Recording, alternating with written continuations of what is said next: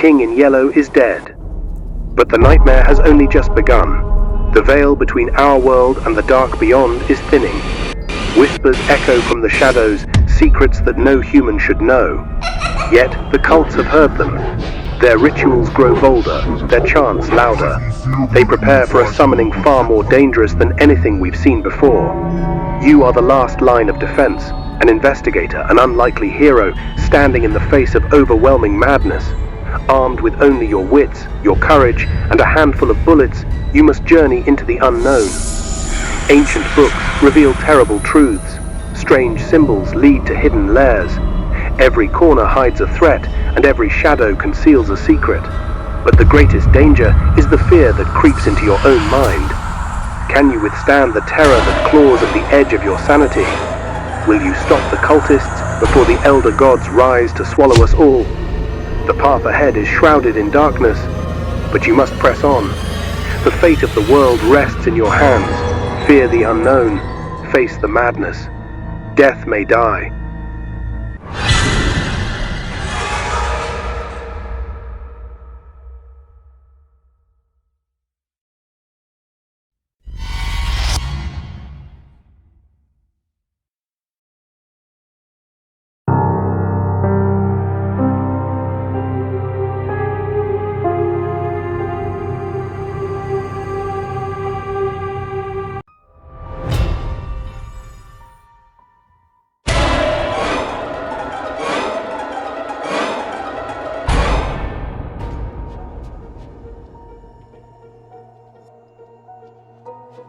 "Are you sure that's the asylum?" Ian asked, peering through the binoculars. Miss Borden nodded. "Yes. See those vans? Those are the ones I saw coming from the hospital. I followed them here. I'm certain something suspicious is going on. They've only been bringing soldiers who've lost their families and were wounded in the war. Officially, they claim it's to treat them for post-traumatic stress, offering help to those no one else cares for. I've wondered why my fellow soldiers never returned to the field. They're being locked up in the asylum, deemed unfit," Ian said, concerned. "What raised my suspicions was when they started picking up civilians who'd lost their families in the war. They say they've developed an experimental drug here to make them forget their pain and return to normal life. That's a disgrace. That pain is part of them. It's what makes them who they are now. These soldiers are giving their lives in this war, and now these scientists are experimenting on them in an asylum?" Ian said, drawing his revolver in anger. Miss Borden interrupted. "Look, smoke's coming from some of the windows. Is there a fire? Are they burning everything?" Ian tensed. Maybe they figured out we were watching them and are trying to destroy the evidence. There's no time to call the police. We need to get in there, see what's been going on in those labs, and save as many people as we can.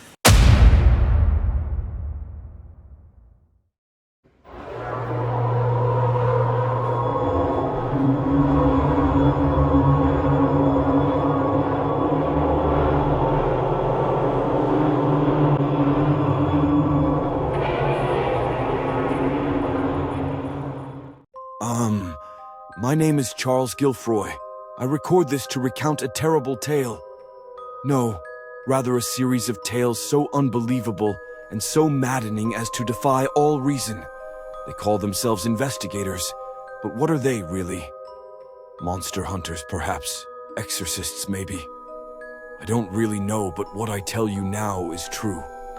I swear it on the life of my mother and father, and the memoirs I reference were given to me firsthand by a man who cannot die. A man bent on stopping what he called the Elder Gods, and named one as Cthulhu, a great old one. If you happen upon these recordings, take great care. Within them is insanity and madness. The investigators asked me to recount their tales so you would know, and then perhaps join their cause. Ms. Borden, Fall River, Massachusetts. 2 things are certain in life: death and axes. Ms. Borden loves killing. Murder, to be precise. The guilty must be punished for the horrors they inflict on the innocent. And these cultists and their horrific allies would consume the world for their own selfish ends. Ms. Borden sees herself as the perfect weapon in this fight. Even ordinary investigators suffer psychological effects from the death they must visit on their foes. Not Ms. Borden. In fact, she considers sorting out the guilty a soothing excursion. Hers is a disturbing form of psychopathy, but one that suits her self-appointed role of executioner perfectly. The kid, unknown. Except for a gleeful cackle, the kid, as she has become known, makes no other sound. She's something of a mystery to investigators, and her knowing gaze and thousand-yard stare speak to a potential age for beyond her diminutive stature. She has no apparent need of guardians or guidance in her one-child campaign against the cults and their otherworldly allies. She shows a special affinity for interdimensional gateways, gaining obvious strength and acumen from the proximity. This could hint at a supernatural origin for the kid, but her glee is destroying said gates, and the beings they summon speaks to no allegiance. Rasputin, Moscow, Russia, sigh, dead again. Living forever wasn't exactly Rasputin's idea. He was captured by a cult after destroying one of their most extensive operations. Their particular brand of torture involved gifting him with a cycle of instant revivification, such that he could be tortured to death again and again. Naturally, this didn't go the way the cult planned. He escaped, killing their leaders in the process, and discovered the gift had stuck with him. The magic itself was slowly decaying, and he knows that eventually he will die one last time. But for now, he intends to use this power for the greater good. Sergeant Ian Wells, Jonesboro, Maine. They have us surrounded, those poor bastards. Sergeant Wells has many stories about his missing arm. For his brothers in arms in the Great War, it was a German artillery shell. For civilians, it was a sniper. But for fellow investigators, he need spin no tall tales. It was some goddamn cult-born hellbeast what swallowed my hand, grenade and all. Sergeant Wells is a master of giving back twice as much as he gets. Pain sharpens his aim, he says, and if the scars and burns that cross his body are any indicator, his aim is perfectly lethal.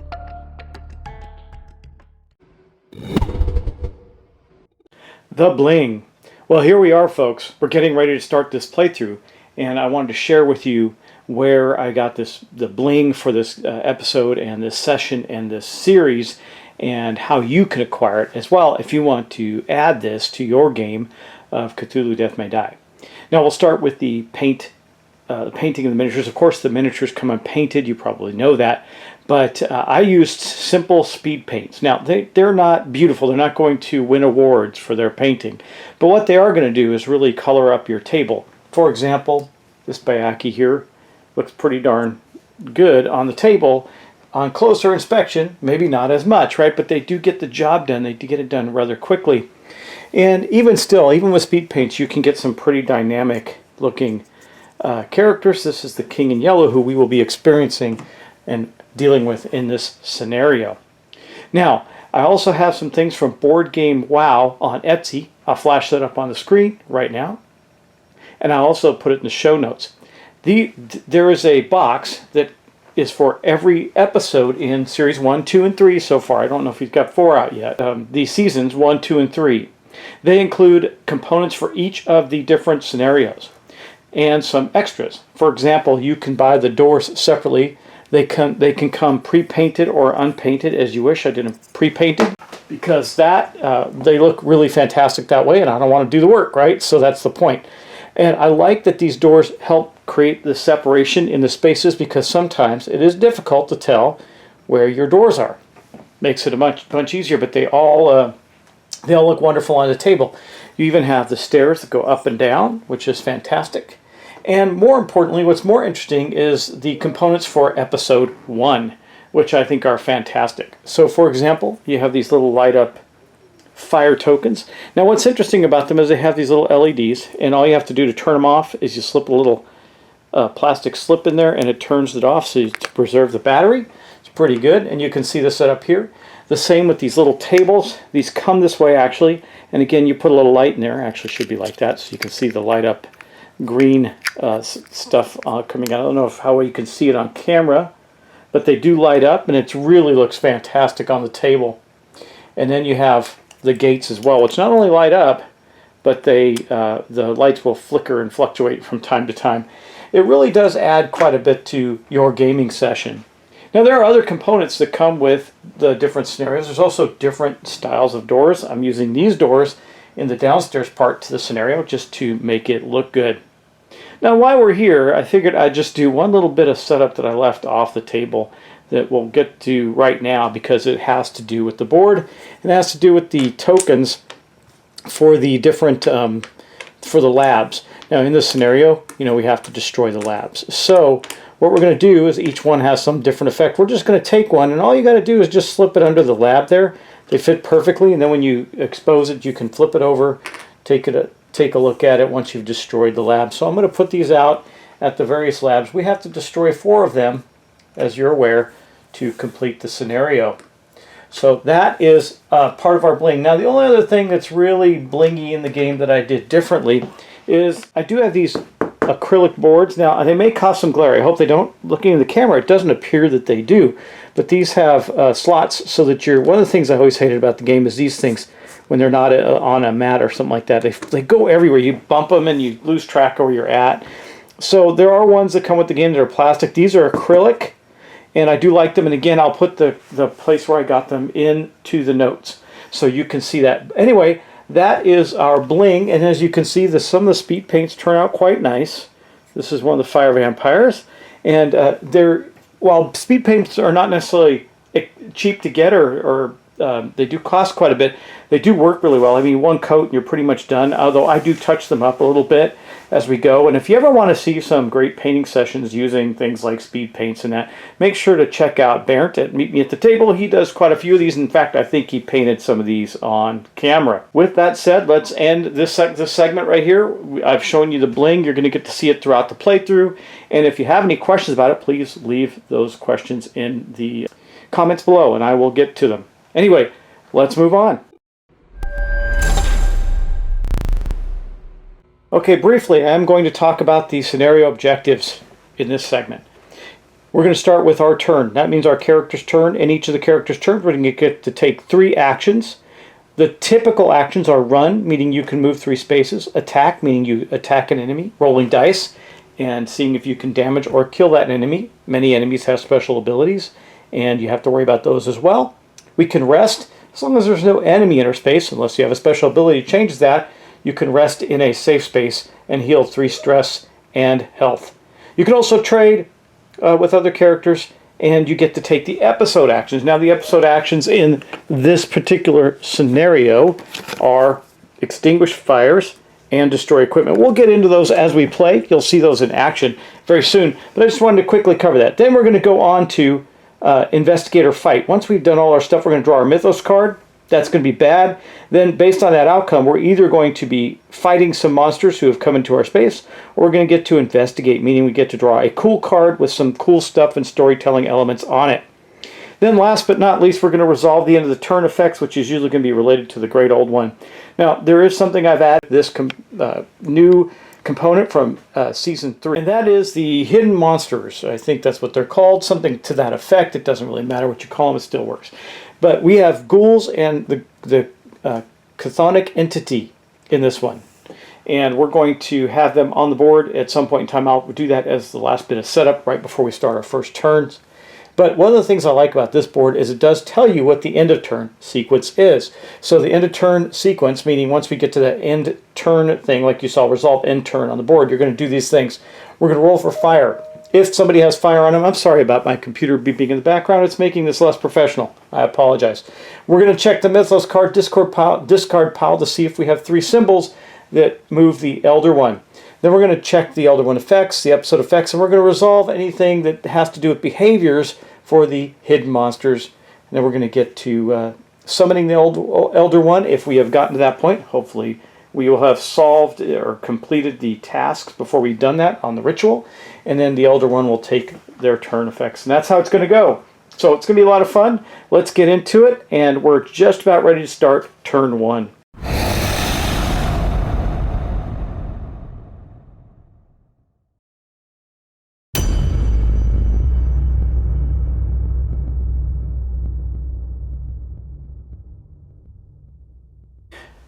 Welcome back to the channel, everybody, and welcome back to this unique and different style of playthrough that I am testing to see if we can make a really cinematic and interesting experience, blending a traditional gameplay playthrough together with some unique visuals, some storytelling, and some in-depth editing and things like that to make it more unique and interesting. That's what we're here to do today, and I do hope and wish for your feedback to let me know if this is the style of play that would be interesting and different to have on the channel when I have the opportunity to do things like bling out the game, which I have a few that I've been able to do. And now, though, we are going to get into the gameplay. From this point forward, it'll primarily be gameplay. And of course, we are doing Forbidden Alchemy, and the board is set up and ready to go. We're going to get started, of course, first with our characters going, and then the Mythos cards, as we went over the turn order already. Our dice are ready to go, and I'll explain a few things as we go along, and I'll try to explain them carefully so that we can speed up the game process later. A couple things I didn't touch on with our characters. I'll go over them very quickly, since I am playing with the mystery monsters, secret monsters, or whatever you want to call them.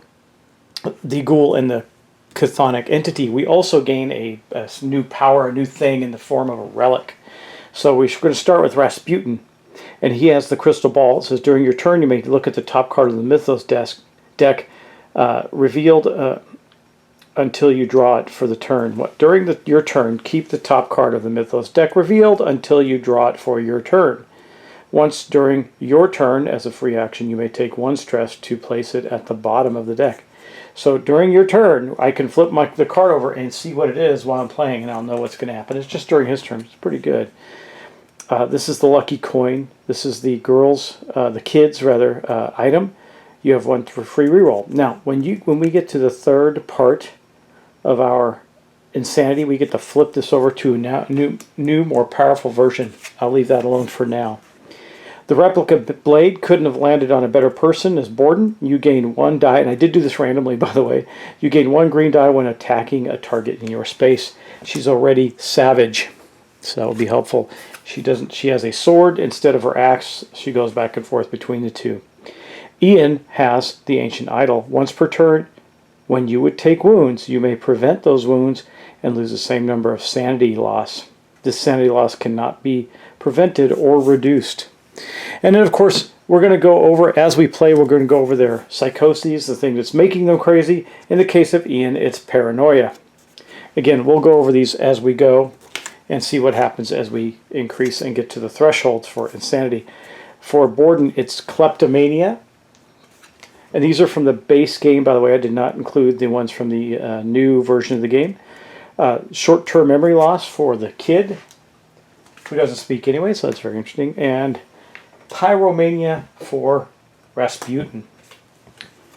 Okay, let's get on with our turn. In this episode, as you saw at the beginning, we're going to do 1 full turn, and then we'll pause, and in the next episode we'll do several at a time, maybe 2 to 3 turns, hopefully. We'll see how it goes. Now, to get the story started, you all know where we begin. Ian and Ms. Borden found that they were taking wounded soldiers to these labs for experimentation. As the party, now joined by Rasputin and the kid to help them uncover the mystery and prevent this from happening, they realize they're walking into a lab that the cultists of the King in Yellow, Hastur, are burning down.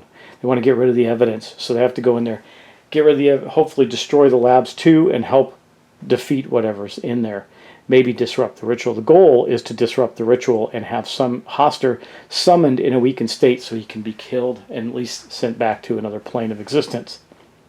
As they came into the doors opened and bathed in a green light and fire, and that's what you're seeing now. They can hear the chant of the cultists whispering their grotesque words over the labs, combining science and sorcery together to do the experimentations. They hear the noises of creatures, otherworldly creatures in the place, and they know they're walking into a hellscape, but they're ready to go. So Ian, trying to caution everybody to be quiet and stealth in, sees 2 cultists in the hallway, and he can't really prevent the kid, who starts giggling wildly, fire enveloping her 2 hands, and she launches an attack immediately at the two cultists. She'll be taking our turn first. So the kid is up. Now the first thing that the kid's going to do is make an attack because the kid has marksman. Marksman allows you to attack one space away at its base level, and that's what we're going to do. Now in the beginning of the game, you only have these 3 dice to roll. We'll talk about the symbols on the dice. This is a hit. This is an elder sign. These don't always count, depends on if you have an ability. The kid actually does, called Arcane Mastery. At the first level of Arcane Mastery, she can count one of these as a success, like this. The next thing you see here, and this is a combined symbol, is the squiggly tentacles. That is Insanity. There's, of course, one that just has, sorry, I don't have these in camera, just has these Insanity. So Elder Sign, Insanity, and then, of course, the double one that you saw in a bit to go, there you go, with a hit and Sanity. So for her attack, she is simply going to hit the 2 cultists that are in the area. I'll back the camera up. She steps in, lobbing a fireball at one of these cultists, attempting to kill him. Cultists have a health of 2, so she just needs to roll 2 hits, and that will do one of them in. Let's see what she gets. Well, that's good. So this is a hit. Remember, 1 Elder Sign gets to count as a hit, and she gained 1 Insanity. That will eliminate the cultist that's on the board, at least one of them, in her first attack. Now the cultists are aware of their presence and will make some action to do something, but more importantly, and first off, the kid is going insane from using these arcane powers and killing people with them. So she goes from here, she gains 1 Insanity point. Giggling and cackling with glee, she's going to do the same thing again. I don't know what gaggling is, but that's what she's doing. It's a cross between the two, I guess. She's going to do that again for her second action. She is going to attack. Remember, second of 3. She's going to attack this one again, and she simply gets 2 hits, 2 successes, taking out the other cultist. Now, that's not the end of it. She does have a turn still, and she can see through the doorways this glowing green science table, laboratory. So for her third action, she's going to move 1, then she'll move 2, she rushes through here, and 3 to that lab. That's where she's going to go, and that's where we're going to stop. Now, she ran through a room with fire in it, and that's not great. You can step into a room with fire, but as soon as you step out, you gain a fire token, which she will put on her board. When she has to end her turn, she will completely end the turn. She will check that fire, and she'll see if it hurts her at all, or if she's able to brush it off and get rid of it.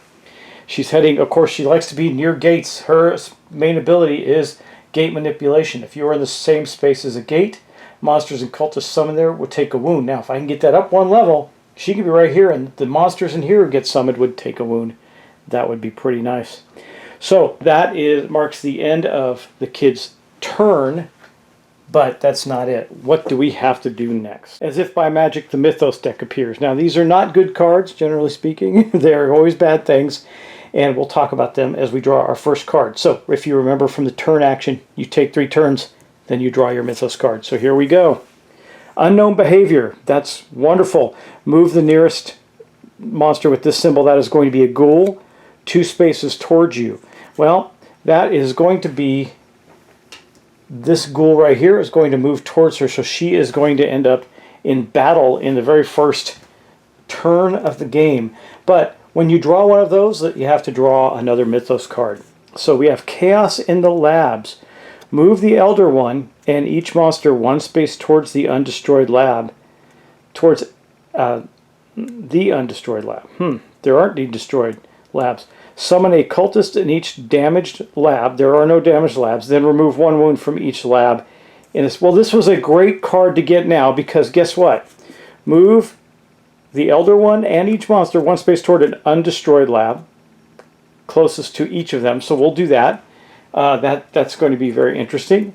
And these are monsters, by the way, not the cultists. Then we're going to summon a cultist at each damaged lab. There aren't any, so we're going to skip that. They're going to remove 1 damage from the lab. That's not going to happen. It has a cultist in it.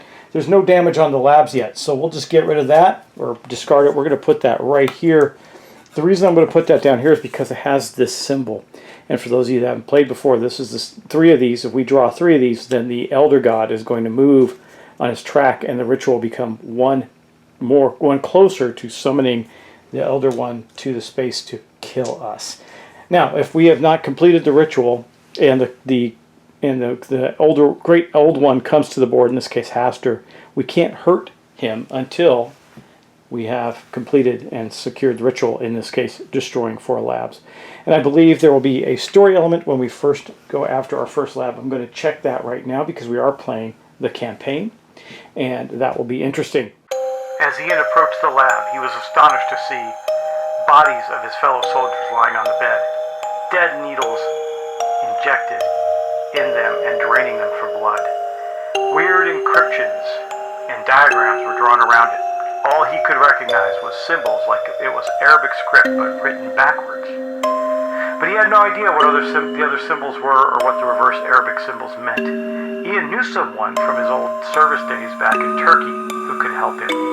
Ahmed Yassin, a doctor who had learnt a lot about the occult art and the world of jinns, creatures from the realms which cultists used to call through such rituals. He would be able to make sense of it all. But for now, Ian knew one thing. He needed to disrupt whatever was happening here. He was going to destroy the labs.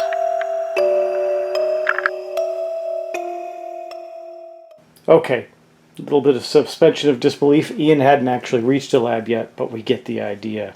All right, next up, that was her card. Now, unfortunately, if you pay attention to the turn order, she can investigate or fight. Well, she has to fight because she has a ghoul in her space. Ghouls are pretty nasty. They have 3 dice, and I'll hold up their card for you so we can see this. This is the ghoul that moved into her space. Oh, we got to finish the card first. Apologies, I almost made an error. So here's what we're going to do. Remember, all monsters are going to move towards the nearest gate. Well, this is a monster, or nearest lab, so this one will stay here. This one, 1, 2, 1, 2. This one will move here. This Bayaki back here will move to this one back here. So they are dogpiling up. I don't like that. And then if we go all the way back to the basement of the facility, this one will stay here, but the fire vampire will move into the room with the lab, and that will be it. That was the card that we have, the Chaos in the Labs card. Now the rest of it doesn't happen. But that was the end of her card. Now we have to deal with the ghoul that came into her space. And to do that, we're going to do what the ghoul says to do, right? So it says, if attacked but not destroyed, another ghoul comes in space. Now this is, in this case, the ghoul is attacking. And this is what happens when the Elder One advances. We'll do that as well. But he's going to attack her back with 2 green and 1 black, and he has 2 health. The health doesn't matter right now. She's not attacking him. It's attacking her. So she's going to have 2 green and 1 black against her. Let's see if she can not be hit. That would be awfully nice. Well, she took 1 hit. That's it. So I think she'll just take that. So she will take 1 wound, and that will be the end of it. I could have re-rolled it and used some stress, but we're not going to do that now.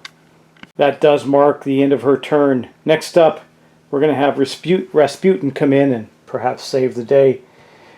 He is unkillable, of course, and I think we're going to go next with Borden. She's going to go next. Oh, and the last thing we need to do before that was we need to take care of her fire token. Always so much to do in this game. So since the kid does have a fire token, we're going to roll for that as well. That I think we're supposed to do that before we do the fight, but I think we're okay. And she took nothing from it anyway, so the fire token went away with no problems. Now we're going to go with Borden. For her first action, she sees the kid run off into the labs, cackling madly with glee. She hears death and destruction. She's all for it. She's savage, and that is her special ability. When attacking, you may deal 1 additional wound to your target if there are no other enemies in your space. That's very interesting. But what she's going to do is she's going to go 1. I don't think she's going to go for the ghouls. What she's going to do is go 1, 2, and 3. She'll pull this cultist in there with her. Why does that happen? Well, she does have stealth. That's her 3rd ability. She has savage, swiftness, and stealth. Stealth says, when you run, which is your move action, you may sneak once. One enemy doesn't follow you. However, that's the base ability. However, she wants this enemy to follow her because she's going to kill it. And she's going to do that right now. Since it's the only one in her space, she's going to attack it. Now remember, as always, everybody gets 3 dice to do their attack with. However, because she has that ritual knife, the replica blade rather, she gets to add a green die to that roll. So she's in good shape, plus she has Savage. She's automatically, since that's the only enemy in her space, she will automatically do a point of damage. Alright, and she does. Well, she does 1, 2, which is enough. She also gets the Insanity, while she does 2 because of her Savage. And so she is going to take 2 Insanity, which is fine. She's going to go 1, 2 on the track. On her track, we'll look at it right there. This is her track. So she went 1, 2, and she is going a little bit insane, but not bad. The good news is she killed this cultist. He goes down fighting, but he is gone. She has 1 more action, and I think that what she's going to do, since she took damage last turn, she's got 2 health, 2 hits on her. Or why does she have 2 hits? That does not make sense. It'll show me the kid. She doesn't have any damage on her. Just had her marker in the wrong place.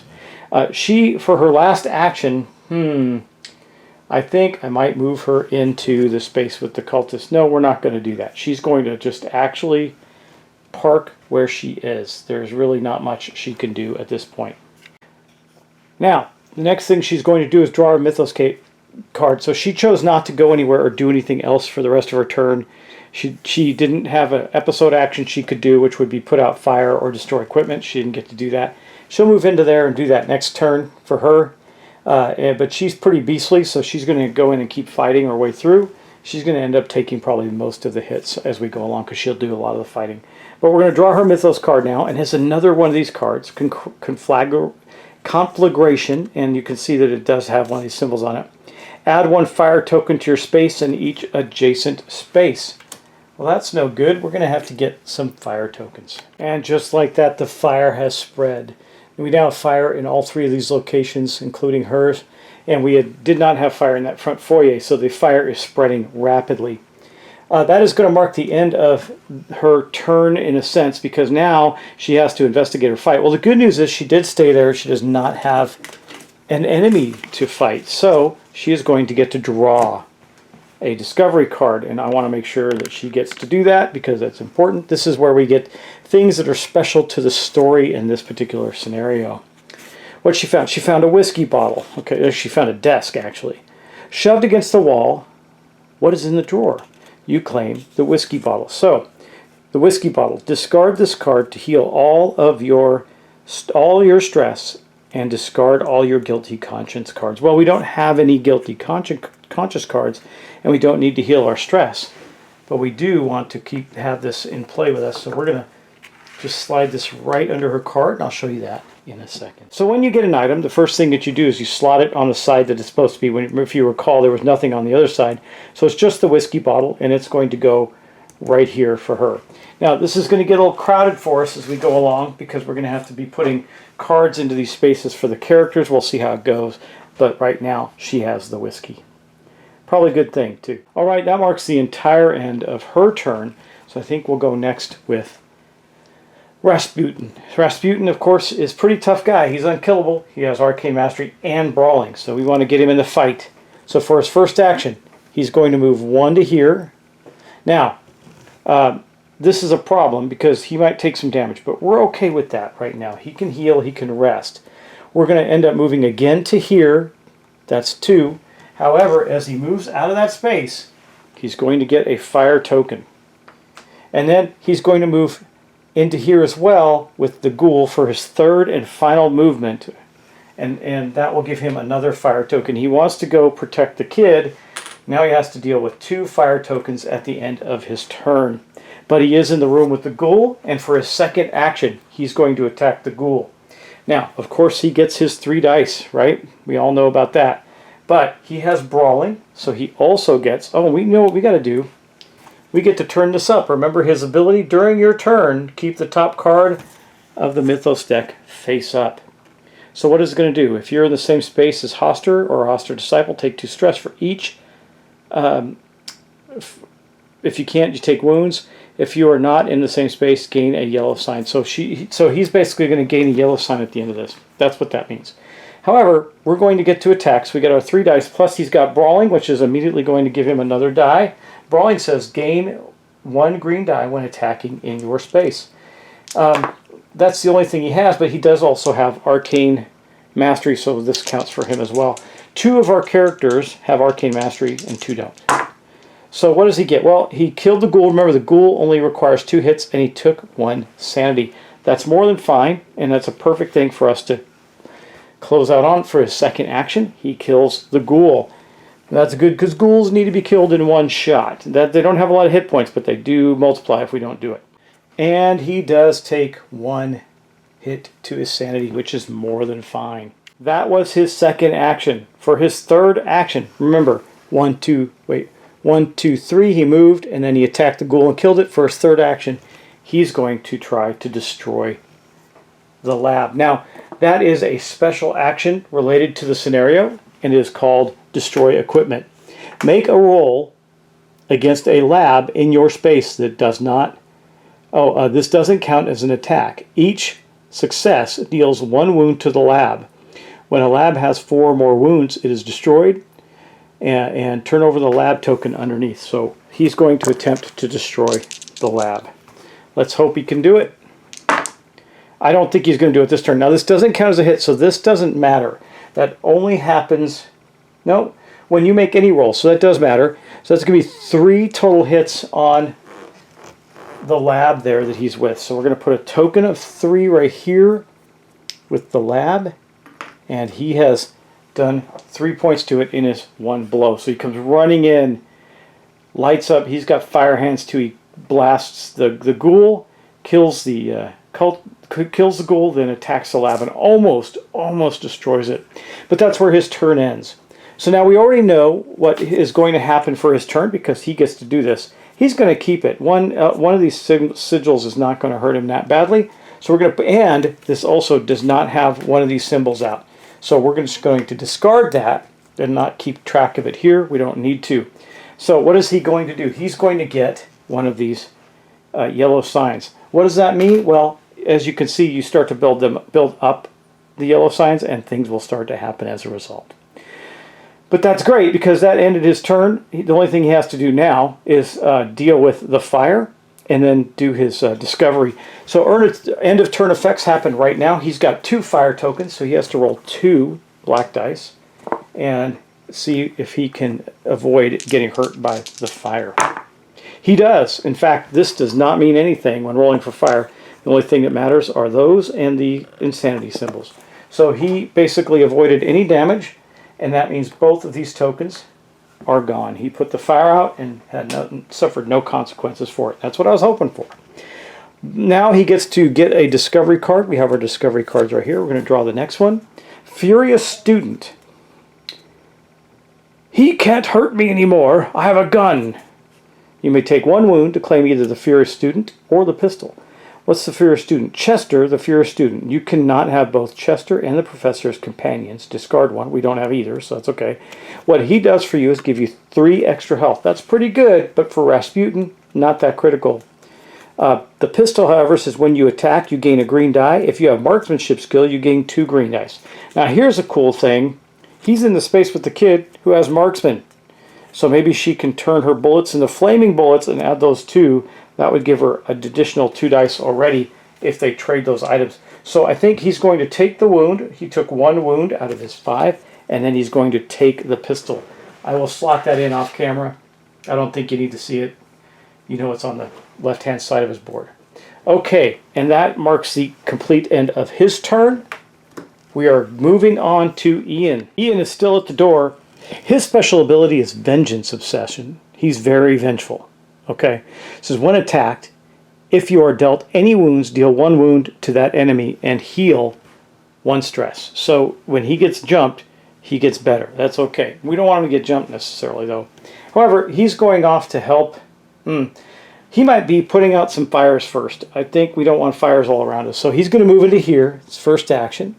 And for his second action, he's going to Extinguish fires. You make a roll, remove 1 fire token in your space for each success. The problem is the only place that has 2 fire tokens right now is this one. And if he runs in there, he'll have literally 2 fire tokens. You know what? We're going to take that risk. He says, the heck with it. We're going to leave this fire burn. It's okay. He's going 1, 2, 3 into there. That will give him 1 fire token. Right? There's 1. So we'll put that on his card. Then he's going to move 1 more. Move once again. He does not have... Oh, he has swiftness. He can move an extra space. His other special ability out of the 3 is vengeance, brawling, and swiftness. Swiftness says when you run, you may move 1 extra space. So he moved 1, 2, 3, and for his final space, he will move there. That will put a 2nd fire token on him, which is okay. And then he is going to use his 3rd action to attack the cultist that's in the space. Now, he gets 3 dice. He is brawling, so he gets an additional die. And again, his vengeance doesn't really do anything for him here, but he's very likely to kill it. And remember, he's got his ancient idol. If he takes wounds, he can turn it into insanity. That's not a terrible thing. Okay, let's do this.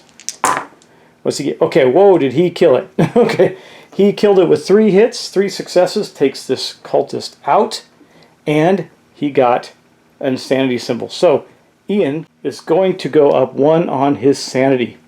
Now, that's going to be the end of all of his actions. So the first thing we're going to do while we're here is we're going to take care of these fire tokens. He's got 2 of them, so he's going to have to roll 2 dice and see if they do any damage to him. They do. They do not only 1 damage, but 1 damage, 2 damage, and an insanity. So does he take the 2 damage?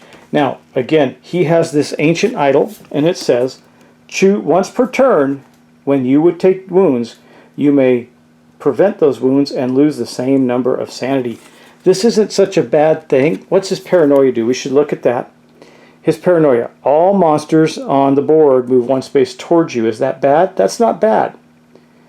I think we're going to trigger his insanity, and I'm going to tell you how. So he just took 2 hits and a sanity hit, so we're going to move him up 1. And instead of taking the 2 wounds, which he would take, he would go 1, 2. We're going to use the ancient idol. He's going to go 1, 2. And that means he's going to hit his threshold, which means I get to explain what that does. So the first thing that happens when he hits his threshold is he uses this item. Boom, that happens. Then his paranoid, he'll use that to get there. Then his paranoid triggers. All the monsters on the board are going to move 1 space towards him because he's paranoid. He knows they're after him, and he's right. But does that make him paranoid? I don't know.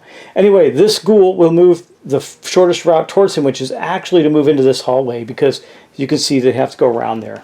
So that ghoul moves there. The Bayaki back here in the back of the room, you can see him clearly, is going to move 1 space up here. And then down in the basement, we have a lot happening. Now it says specifically monsters, so it's just the critters. The fire vampire will move into the stairwell here, as will the Chthonian. So those 2 monsters are finding their way upstairs. The paranoid guy is mostly right. They are going after him, and that's what happens when he triggers his insanity. But there's a benefit to it as well. Okay, first off, we don't need these anymore. We've already taken care of those. Now we get to increase one of his abilities. When we hit these thresholds, he gets better. Insanity makes him tougher. So what do we want to do? Let's see. When attacked, let's see what his 2nd level ability does. Instead, deal 1 wound to each enemy in the attacker's space and heal 1 stress. Each enemy instead of 1 enemy when he's attacked. That's not bad. He also has swiftness. He can end up with a free move action. That's a free action. I think that's what we have to do. Though brawling is really good too. It allows you to attack any number of targets. So when you roll dice, you can spread the damage out. Like when I hit that one cultist for 3, if there was another cultist there, I could have hit the other one for 1. But we're going to do swiftness because that's going to give us a free move action every single turn. That is hugely valuable. And while that does end Ian's turn completely, we drew his myth. We got to draw his Mythos card now. No, we already did, didn't we? We did not. I skipped ahead. It's okay. Not going to hurt anything. We just got to make sure, except it is going to do this.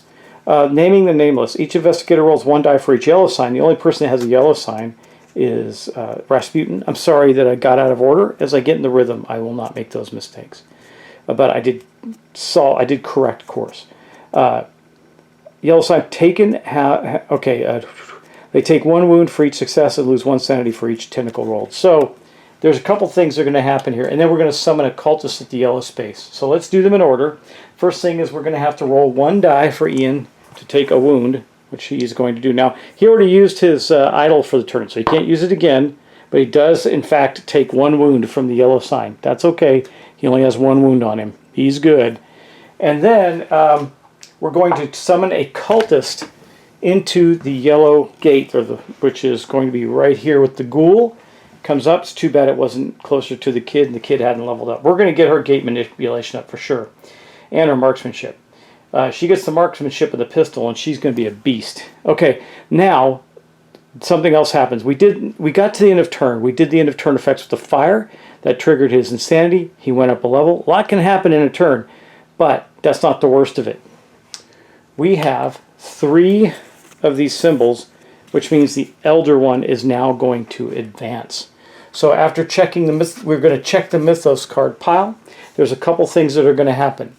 We're going to look at, it says, if there are 3 symbols, the Elder One advances, the Elder One has an effect, the episode effect, and then we're going to resolve the secret monsters.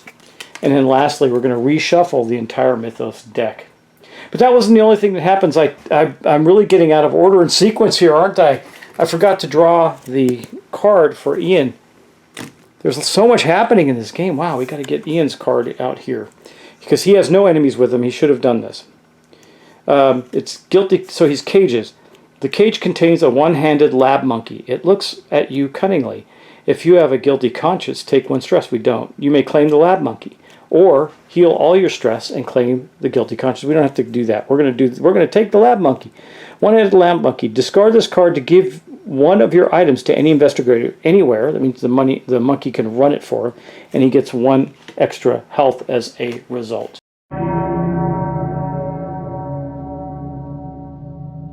Apologies for getting out of sequence on that, but we're okay now. So the next thing we're going to do is we're going to advance the Elder One, because we had 3 of those symbols. And here's how that works. We're going to take a look at this. There are multiple stages to each of the Elder Gods when they're in their track and on the board. When Hoster advances, you gain a yellow sign token. So that's going to be 1 for Ian. Summon a Hoster disciple at the nearest gate and 1 cultist at each other gate. So let's go do that. By the way, you haven't seen one of those yet, but here is a yellow sign cultist. That's the Hoster's disciples. And you can see how crowded this board starts becoming, because the closest gate to Ian is the yellow gate right here. There's now a Hoster disciple there as well. And then to add insult to injury, we're going to place 1 of these guys here with the blue gate as part of this the advancement, and 1 of these guys here at the red gate down in the basement. But that's not all. So the Elder One is going to move. And I wanted to make sure that I give the yellow sign to Ian. That goes on his board. Now there is a token under here. This is the plastic token that I got for ordering this stuff from Board Games WoW. So that is here. And when he comes off the board, if he goes on the board before, as he reaches this, if he goes off the board, then that tracks this track for us.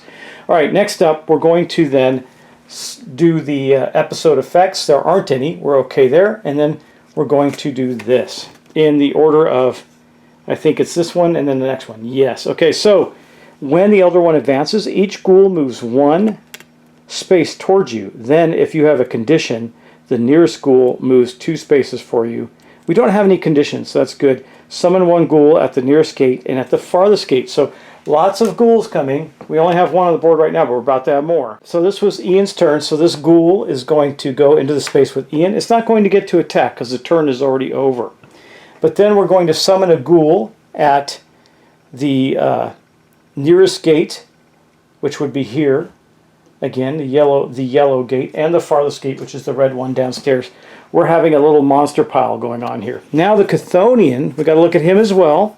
Let's take a look at that. When the Elder One advances, the Chthonian entity moves 2 spaces. Oh, he's going to reach him. Towards the investigator. In spaces that it enters, lose 1 sanity. If not on the board, summon the Chthonian entity at the farthest gate. It is on the board, and it's going to come up from downstairs. The stairs are right in front of it, and it comes up right here. That's 1 and 2. It actually enters the room with Ian. Could this be any worse? By the way, if you didn't know, that add-on with the hidden monsters makes the game much tougher. So Ian now has to deal with an 8 health Chthonian that's rolling 4 dice of damage when it's attacking. So I'm glad that Borden is right next door because we're going to have to deal with that pretty quickly. But that marks the end of our first episode in this epic blinged out game series. I hope you're enjoying this. I apologize that I got slightly out of sequence. I do want to keep the normal type of playstyle in the actual playthrough, where you get to see me take the turns, make decisions, etc. I'll try to keep errors to a minimum. These are the errors that you make when you're playing by yourself, but I don't think I actually made any errors that I didn't catch and correct. That said, there will be some more narrative in and around the front parts and the back parts of these series when necessary. I think this particular episode had enough narrative already due to all the introductions of the characters and the scenario, etc. So we will end it here. Thank you so much for watching. I really appreciate it, and I hope you like this series. As I do more of these, I'm going to try and tweak them and get them in a place where they're really epic and cinematic and help you really visualize the game and play the game in a different way or think about the game in a different way. And I highly recommend you visit Board Game Wow. He not only does it for this game, but he has some really amazing Dark Tower pieces that I want to get, but they're kind of pricey. I'm not getting them quite yet. And by the way, this was unsponsored. He did not give me anything. He did give me a little bit of a discount on my second order. But otherwise, I simply bought this stuff because I liked it. And I'm going to go on record saying that I'm angry with Colin at Meet Me at the Table because he's the one that showed these first that I saw. And as a result, I went out and bought the stuff for the game because it looked too cool to pass up on. So what I'd really like, if you got to the end of this, is please provide feedback. If you like the format, now obviously this first episode, I understand there's a lot longer narrative in front. Maybe you wanted to get to the gameplay sooner. That's not the type of game playthrough this is going to be. There's going to be narrative, there's going to be storytelling, there's going to be bling, there's going to be all kinds of stuff to really enhance your experience with the game. And this is such a great game. It's fun. It's not perfect. All games are flawed in some way. This has some little flaws, but overall it is a fantastic game. I highly recommend it. It's fun to play. It's really fun to play with other people around the table. We played the entire campaign with friends. It was really fun. Now the campaign itself, as I noted in the beginning of this episode, can be found on Board Game Geek. I highly recommend that as well. Some of the writing is a little tweak, needs a little tweaking. As you notice, I was kind of ad-libbing a little bit because some of the writing is just, there's typos and stuff. That's okay. It wasn't something that the guy who wrote it is charging for, and it's really good. It's a good campaign, and it really explains things quite well. So enjoy it, and please provide feedback to me as we go. Before we start the next episode, I will have reshuffled the Mythos deck. You don't need to see that, so you'll just see the end result. Thank you again. I will talk to you in the next episode, and I really appreciate it. Bye-bye.